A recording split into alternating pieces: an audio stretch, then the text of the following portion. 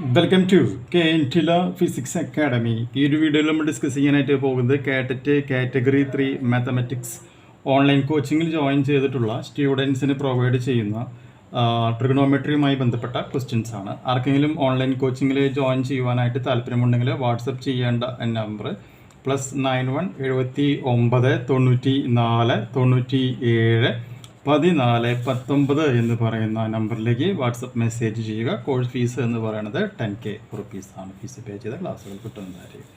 11ാമത്തെ question നമുക്കൊന്ന് നോക്കാം. ഈ ക്വസ്റ്റ്യൻ നമുക്ക് എങ്ങനെ സോൾവ് ചെയ്യാം? ക്വസ്റ്റ്യൻ നമുക്ക് തന്നിട്ടുണ്ട്. അപ്പോൾ ക്വസ്റ്റ്യൻ പ്രകാരം നമുക്കപ്പോൾ എന്ത് ചെയ്യാനായിട്ട് പറ്റും? 3 sec A minus 2 cos B is equal to √3 ആണ് എന്ന് നമുക്ക് പറയുവാനായിട്ട് പറ്റും. അപ്പോൾ ഇതിനെ നമ്മൾ മോഡിഫൈ ചെയ്യുകയാണെങ്കിൽ 3 sec A മൈനസ് 2 cos, ഇവിടെ ബിയുടെ വാല്യൂ എന്ന് പറയുന്നത് 30 ഡിഗ്രിയാണ്. അപ്പോൾ നമ്മളിവിടെ 30 ഡിഗ്രി സബ്സ്റ്റിറ്റ്യൂട്ട് ചെയ്യുക. ദാറ്റ്സ് ഈക്വൽ ടു എന്തായിട്ട് മാറുന്നു? √3 ആയിട്ട് മാറുന്നു അല്ലേ. അപ്പോൾ 3 sec A മൈനസ് 2 cos 30 എന്ന് പറയുമ്പോൾ എത്രയാണ്? √3/2. ദാറ്റ്സ് ഈക്വൽ ടു √3 എന്ന് പറയാം. സിംപ്ലിഫൈ ചെയ്യുമ്പോൾ വീണ്ടും എന്തായിട്ട് മാറും? 3 sec A ഇത് വെട്ടി പോകുന്നു, മൈനസ് √3 ഈസ് ഈക്വൽ ടു √3 ആയിട്ട് മാറുന്നു.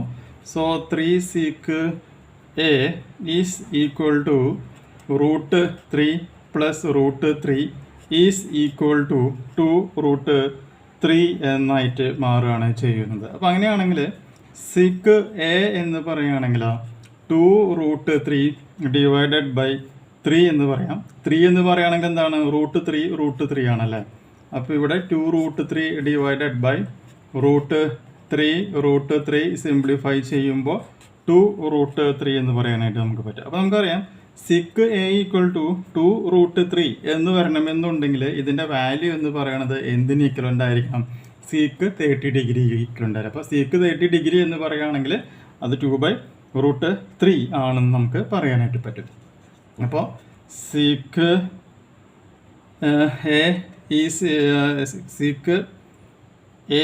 ഈസ് ഈക്വൽ ടു നമ്മളിപ്പോൾ എന്താ എഴുതിയ?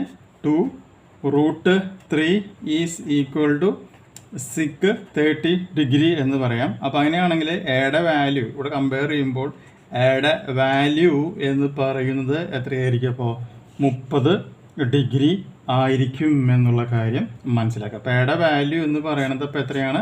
30 ഡിഗ്രി ആണ് എന്നുള്ളത് നമുക്കിവിടെ കിട്ടിക്കഴിഞ്ഞിട്ടുണ്ട്. കിട്ടിയില്ലേ? അപ്പോൾ ഇനി നമുക്കറിയാം ക്വസ്റ്റ്യനിൽ ബിയുടെ വാല്യൂ ക്വസ്റ്റ്യനിൽ വന്നിട്ടുണ്ട്. ബിയുടെ വാല്യൂ എത്രയാണ്? 90 ഡിഗ്രിയാണ്. അങ്ങനെയാണെങ്കിൽ കാണാൻ പറഞ്ഞിട്ടുള്ളത് എന്താണ്? cos A മൈനസ് B ആണ്. അപ്പോൾ cos A മൈനസ് B എന്ന് പറയുമ്പോൾ cos 30 ഡിഗ്രി മൈനസ് എത്രയാണ് വരിക? 90 ഡിഗ്രി എന്നായിട്ട് മാറുന്നു. സിംപ്ലിഫൈ ചെയ്ത് വരുമ്പോൾ നമുക്കറിയാം ഈ വാല്യൂ എന്ന് പറയുമ്പോൾ അത് എത്രയ്ക്ക് ഈക്വലൻ്റ് ആയിട്ട് മാറുകയാണ് ചെയ്യുന്നത്? 1ന് ഈക്വലൻ്റ് ആയിട്ട് മാറും. അപ്പോൾ നമ്മുടെ ആൻസർ എന്ന് പറയുന്നത് ഇപ്പോൾ cos A മൈനസ് B എന്ന് പറഞ്ഞാൽ അതിൻ്റെ വാല്യൂ അപ്പോൾ എത്രയാണ്? 1 ആയിരിക്കും എന്നുള്ളൊരു കാര്യം മനസ്സിലാക്കാം. സിമ്പിൾ പ്രോബ്ലം ചെയ്ത് പ്രാക്ടീസ് ചെയ്യുക. അടുത്ത വീഡിയോയിൽ നമുക്ക് മറ്റൊരു ന്യൂമറിക്കൽ പ്രോബ്ലം ഡിസ്കസ് ചെയ്യാം.